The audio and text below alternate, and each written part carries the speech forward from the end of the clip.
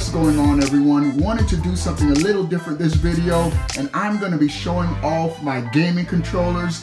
Going to be talking about them, my experiences with them, and I'm going to reveal to you guys my favorite gaming controller of all time. And so, without further ado, we're going to go right to it where it all started. The Atari 7800. This was the gaming controller. See, a lot of dudes think the N64 was the first one with the analog stick. Well, this is sort of more digital, so technically it was Nintendo 64, but you had like a little joystick. You had the buttons on the side. So dope. So many fond memories. Pole position, Pac-Man, all that good stuff. And then, probably the most important controller of all time, the NES. The D-pad. The D-pad was so instrumental and groundbreaking. We still use the D-pad today. What? You don't believe me? Where's that PlayStation? Well, this is sort of a D-pad. But, alright, going back to the NES. The NES, loved it. The D-pad, oh, it still feels so good. Up, down, left, right. B-A, select, start. Booyah! We got it! And so, the NES, such an awesome controller. And the one that you see right here, this is the NES Classic Edition. The output, let me show you guys the output.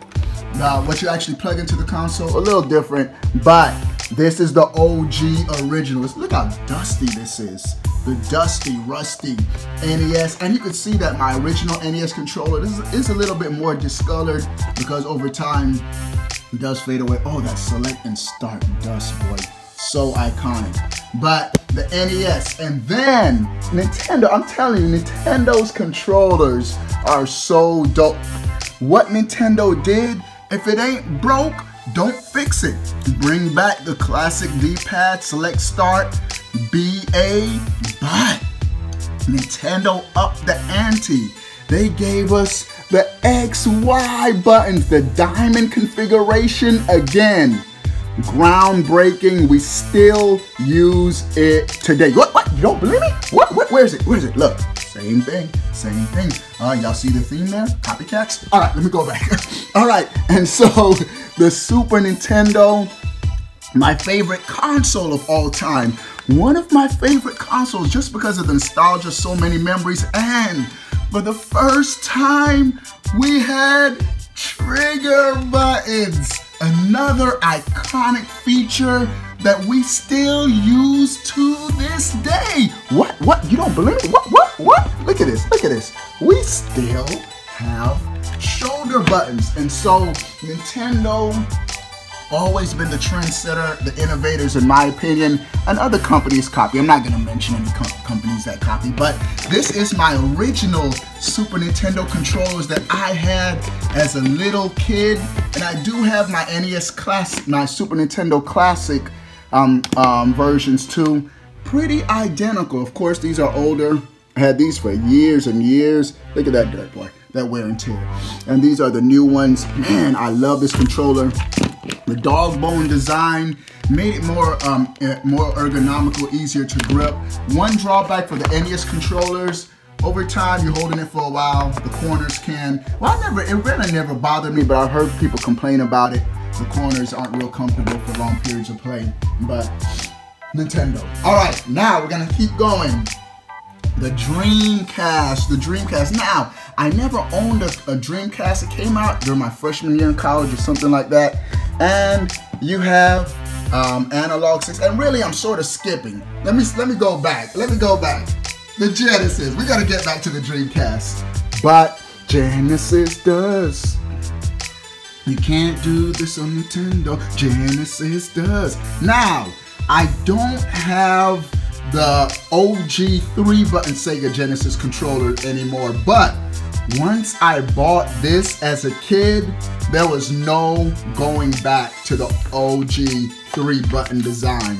Bruh, this controller was smaller and it just felt better. Now, Sega never had shoulder buttons on the Sega Genesis. What they did, they added a 6-button layout What game is this perfect for? You got it. Hadouken! For Street Fighter, bro. Street Fighter 2 Turbo Championship Edition on the Sega Genesis. The best fighting game in the 16-bit era. Sega had that blast processing, boy. No blast processing over here. All right, let me talk about blast processing real quick, then I'm going to controllers. Bro, the Super Nintendo was a better console in almost every category.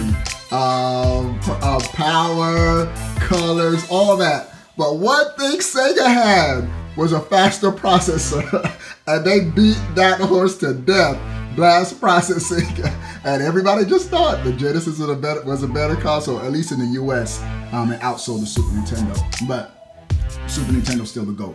All right, let's keep going. See, I'm going back to the Dreamcast. There's a reason why I didn't want to go to the Dreamcast first. Because the N64, another iconic controller. Now, we had the D-pad with the NES.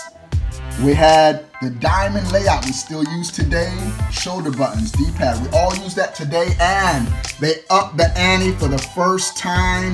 Bro, analog sticks. I remember the first time I played Mario 64 right in front of Peach Castle. Oh man, I got a cut on my hand. All right, let's use this hand now. All right, right in front of Peach Castle, and I just slightly tilted the analog stick. Mario started tiptoeing. I was blown away. Now, there was some confusion with the design. I did see some people holding it on the side and trying to hold play like this, where you're supposed to hold it like this, boy, and your other hand right here, boy. That's how you play it. But the Nintendo 64, so iconic. First gaming controller with analog joystick, where pressure sensitive, and the rumble pack. We still use these concepts today. What? You don't believe me? What? Analog rumble. But nobody copies Nintendo. That's another story. All right, let's keep going. The Virtual Boy. And interesting fact, this was really the first. You see the hints of a GameCube design. You see the similarities. And one interesting thing with the Virtual Boy is it's the only controller that I have where the power output was attached to the controller. Just a weird system, man. You got the AC adapter on the actual controller to make your game system work. So Nintendo did a lot of crazy things with the Virtual Boy. You had 2 D-pads, boy. Groundbreaking, bruh. 2 Joy-Cons. They're identical. 2 buttons in a D-pad, 2 buttons in a D-pad, and it has a feel when I pick up and hold the Virtual Boy. Oh man, this thing's so dusty. It has a feel to it to the GameCube, but RIP Virtual Boy, greatest console of all time. All right, now one of the greatest controllers of all time. Now, this controller is in the top 5 greatest controllers of all time. Now, the design was dope. Just the ergonomics, the feel of it, and for the first time, we had pressure sensitive analog shoulder buttons. It's analog, yeah, because digital is just one click. So analog, where I remember playing Luigi's Mansion on the GameCube, and you push it down a little bit, and it starts to suck the suction of the vacuum just a little bit, and as you push it down more, it intensifies. Another groundbreaking mechanic that we still use today. What? You don't believe me? Pressure. Slowly push down that Sony controller, boy. Oh, the copying is great with this one. All right, let's go back. So, GameCube dope. One flaw with this, there's actually 2 flaws with this controller. Only 3 shoulder buttons. Nintendo, boy. Nintendo take 1 step forward, 2 step back. I don't know what Nintendo's thinking. With just one shoulder button. Come on, Nintendo. And the D-pad. Nintendo is known for great D-pads. But the D-pad on the GameCube sucked. It was so small. Wasn't a good D-pad. Still love the C-Stick to this day. And I had a wireless GameCube controller. This is the same wireless controller I had in college and stuff. And so wireless, you plug in the analog, and you got that. You got the rumble features on, off, all that fun stuff. Wireless GameCube controller. And we had the purple, and we had that silver. And just as a side note, I know this is in order, but I recently got the Nintendo Switch wireless GameCube Pro controller. Dope controller, but I'm learning the more I play with this controller, the more I see why Nintendo ditched this button layout. Games like Fighters, where you have to, or there's some games where you have to push Y and B at the same time, almost impossible with this controller without pushing the A button. For example, where's my Pro controller? There's some games where you actually have to push Y and B at the same time, and it's right there. But with the GameCube controller, this button layout, I'm starting to see it's not good for every game. For Smash lit, but not for every game. But GameCube, one of my favorite controllers of all time, bro. Now we're getting to the Xbox 360. During the 360, Wii, and PlayStation 3 era, this was my favorite console, the Xbox 360. Bro, this controller, this is the actual real design. This is like a knockoff. Who's playing? Never heard of that. All right, but this is an Xbox. This is the Xbox 360 controller with the skin on it. But bro, everything about this controller, perfection, except for the D-pad. The D-pad on the Xbox 360 controller, straight garbage. I mean, it's horrible, bro. You push down, your dude is gonna be running to the right. But the diamond layout, perfect. This is one thing I always loved about the Xbox 360 controller, having the left stick up top and the right stick down low. I always felt like the buttons used to need to be on the same level as the left stick. One of my pet peeves with the PlayStation controller, why I never really attached to it, but everything's perfect about the controller. I even like the colors. The green A, B, because when you count in America, green is go, and A is usually to go forward or advance input. B is red is stop, and B is usually to go back or something. And it was just great for muscle memory. The colors in addition to the A, B, X, Y buttons. Something I always wish Nintendo had, colors on the 4 buttons. I also have a wired see-through Xbox 360 controller. All right, I did have more controllers, sold them, but we had more 360 controllers. Then we're going to the Wii. Oh, I love the Wii. All right, but the Wii, I'm not going to talk about the system. We're just going to talk about the controllers. But everything was wrong with this controller. I hate the 2 buttons at the 2 sticks at the bottom. They're so close together, bro. This controller was made for a 2-year-old. Come on, bro. Why you have the sticks at the bottom so? Oh man, it's so dirty, my kids. And bro, this was horrible. Having all 4 shoulder buttons on the same, just running on the same plane with each other. Oh my goodness, I can't tell you how many times I had incorrect input, but horrible design. But this was the Wii Pro controller, and if you thought that was great, here's the Wii Pro controller with grips. Oh, the same bad design. But I have to say with this one, oh, my wire, check this out, broken wire. My kids, bro, I got the struggle too. But, well, typical kids just break stuff. But at least they wisened up and put the shoulder buttons not all along the same plane. But still a bad design. Didn't like it. And I'm not a fan of, you see how there's ridges along the edge of the controller?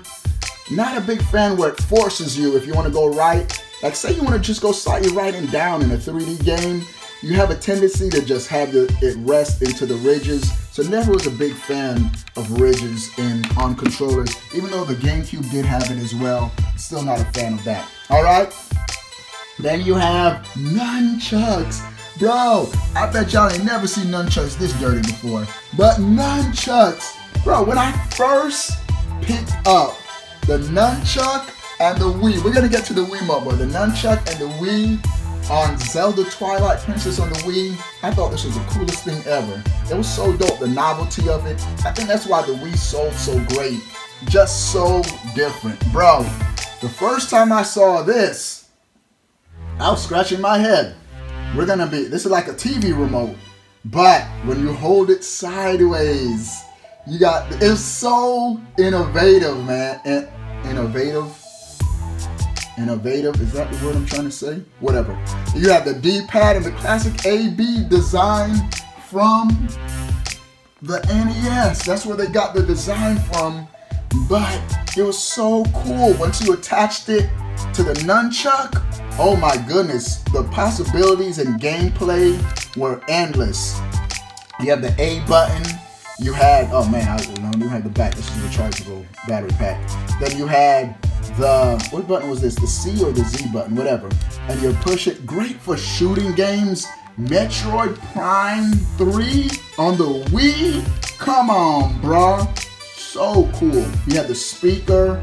And you also have, of course, you gotta have the protective case. But the Nintendo upped the ante with the Wii Motion Plus, bruh.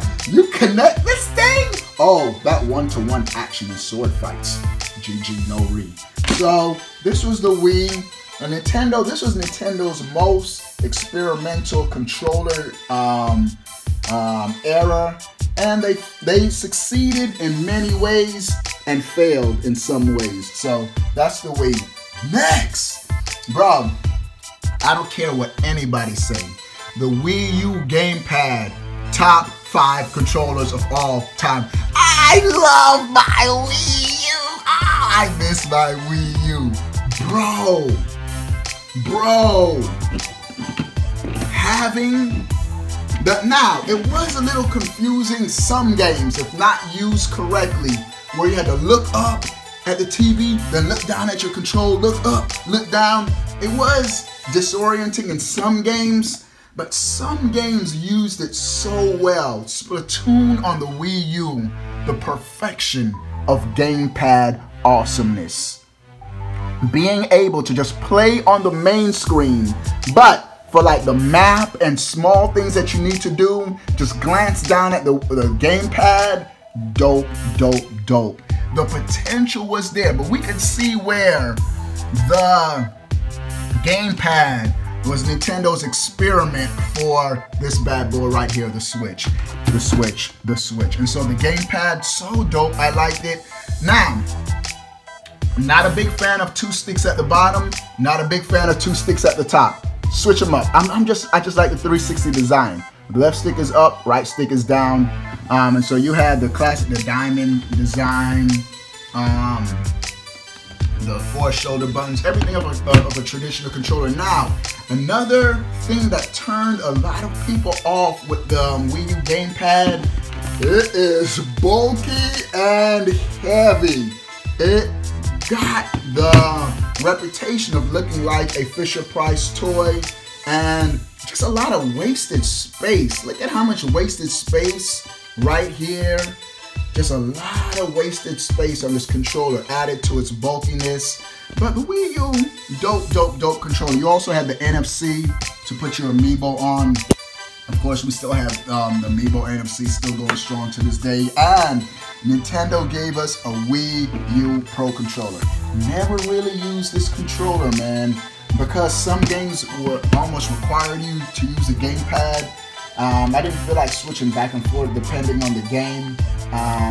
But I wasn't a big fan of this controller. It felt cheap, and the two sticks, the both sticks at the top, not a big fan of this. And the right stick, the placement, somehow the placement with the 4 controllers, I used to always accidentally, when I'm pushing the X button, also accidentally move my character with the right stick. So this controller, not a great design. Oh, it still has a charge after all these years? Wow, GG. And let's go into the current generation. Out of all my controllers, I only have one Sony controller in my collection as of right now. And really, you only need one Sony controller because they're all the same. Ever since they added the analog sticks to the PlayStation 1, Sony has always kept their controller the same. To their credit, I think that's pretty smart. So if you're transitioning to the next Sony device, you don't have to relearn a new controller. Just think about this. The most similar Nintendo controllers were the NES to the Super Nintendo. Pretty similar, minor additions with the 4 buttons and the shoulder buttons. But bro, going from the Super Nintendo to the Nintendo 64, you completely have to relearn. What is this? What are these 4 yellow buttons? You have to completely 3 grips? What? You have to completely relearn the controller.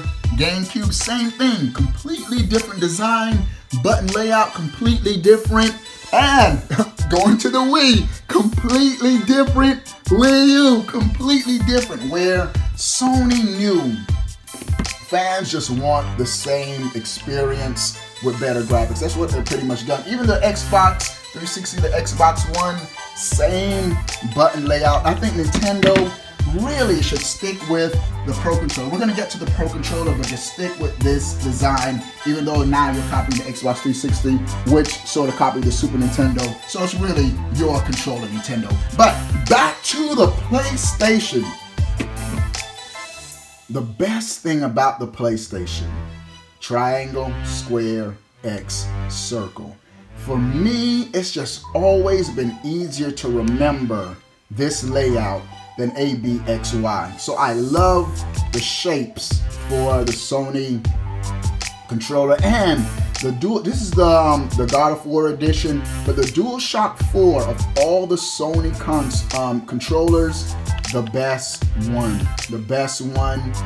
Just the shoulder buttons on the DualShock 3 for the PlayStation 3 felt so slippery, but this just feels comfortable. This is the best Sony controller. They added a touch panel, which does come in handy. You got the speakers, the home button, your share option where you could capture video.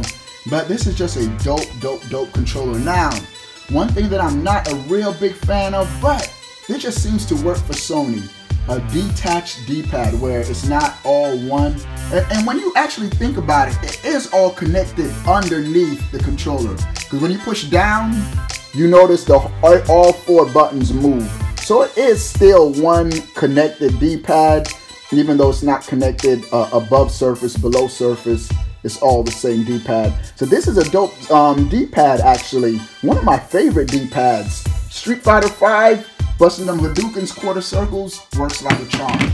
Now, let's go to the Xbox One. Even though it's the second controller, Microsoft, what are y'all gonna name the next system? The Xbox 2? Doesn't make sense. It's gonna be a third console, but dope controller. Microsoft stole the best ideas from Sony, from Nintendo, and made this. This is what the Nintendo controller should be, and why we have this controller right here. You have the X, Y, A, B. I wonder where they got that from. I like the right analog stick at the bottom, and to Microsoft's credit, they've actually given us a good D-pad. The D-pad on the 360, garbage. You might as well add 3 analog sticks. But for the Xbox One, so good. It's a great D-pad. Just everything about this design, dope. The pressure sensitivity on the trigger buttons, great for shooters, for Forza. You want to slowly accelerate, all that great stuff. So this is a wonderful controller. We have a black one, white one, and one cool thing about the Xbox One, they're big on controllers.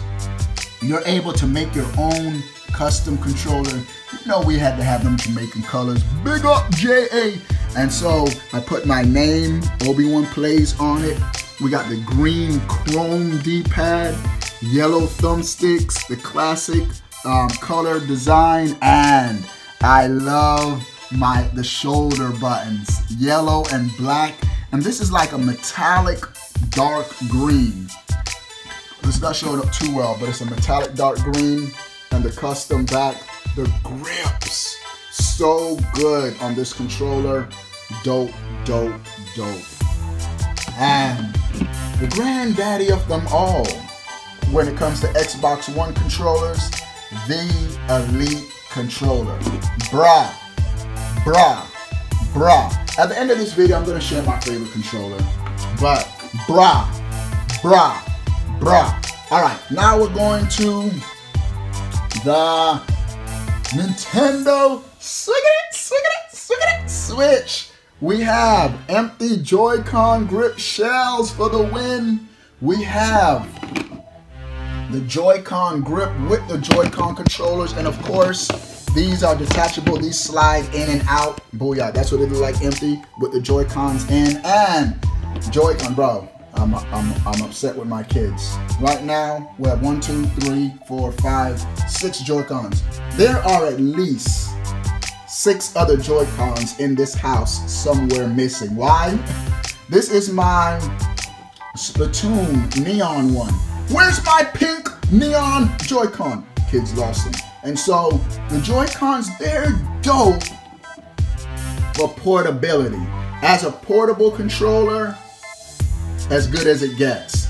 As a home controller, this ain't the answer, Sway. They're very small, very small.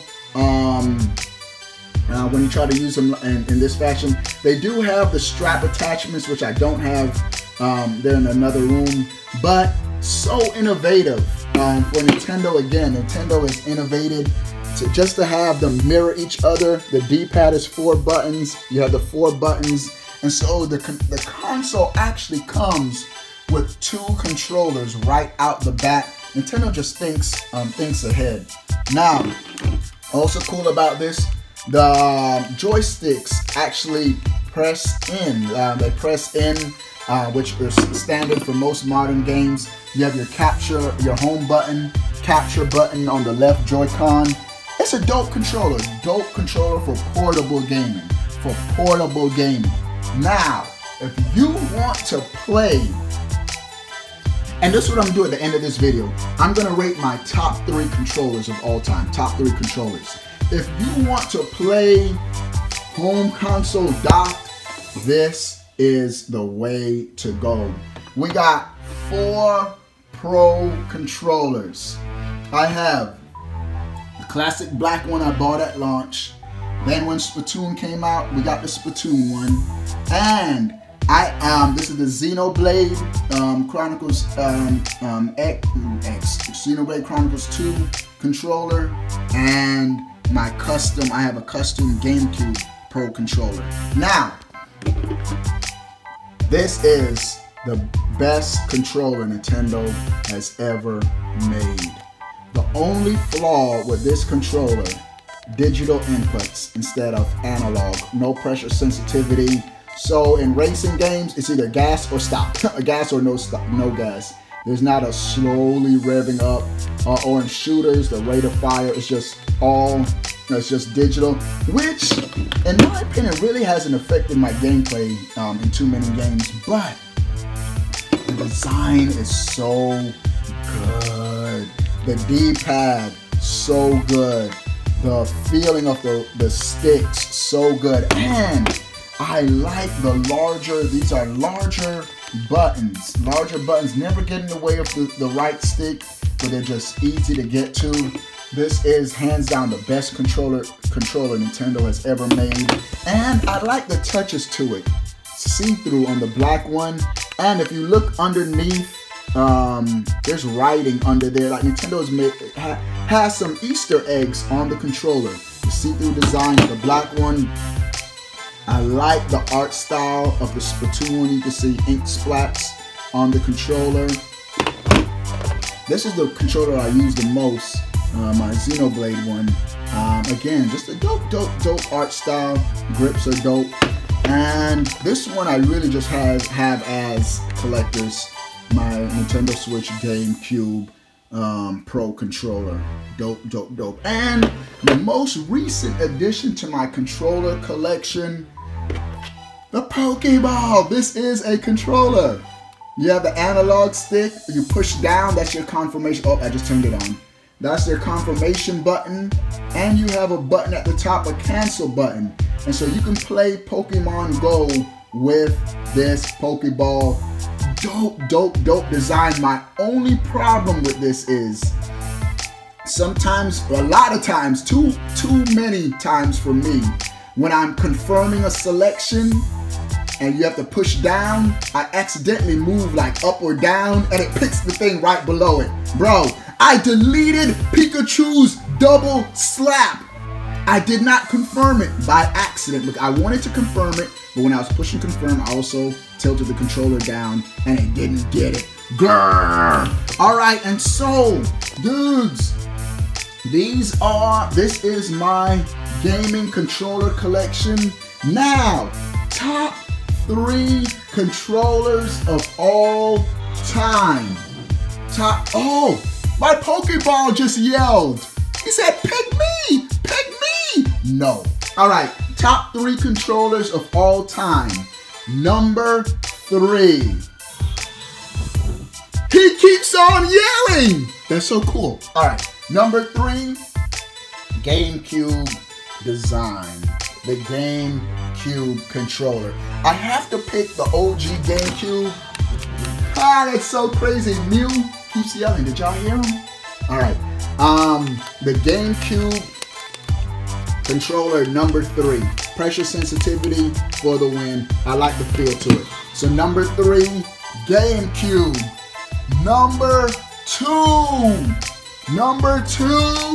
The Nintendo Switch Pro controller is the number 2 all-time favorite controller.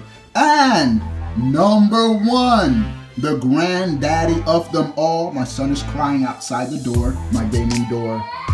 The Elite Pro controller, the Elite controller on the Xbox One. Bruh, there's a reason why I didn't go into too much detail with this controller. I wanted to save it for last. This is the greatest D-pad ever made. OMG, the precision with this D-pad is insane. Customizable sticks, you could take these out, add longer sticks or whatever, but just the feeling, you could actually, there's software that you connected to your Xbox One and even further customize the controller. Bro, the back, the pressure sensitivity, and you have customizations options. You can have the analog inputs of the shoulders, either short, I'm trying to do this with one hand, short or long. Makes it, for shorter input, better for shooters. The longer input, better for racing, more accuracy. Customizable buttons. There's like sticks, I don't know what to call them, but you add them to the back of the controller and you can customize the button layout. This is the greatest controller ever made. It copied everything Nintendo, Sony has done and perfected it. Love, love, love the Xbox One Elite controller. All right, so that's it for this video. What do you guys think about my gaming controller selection? Sound off in the comment section below. I want to know. But before you go, bro, click that subscribe button. Stay up to date. All things Nintendo. Peace. We out.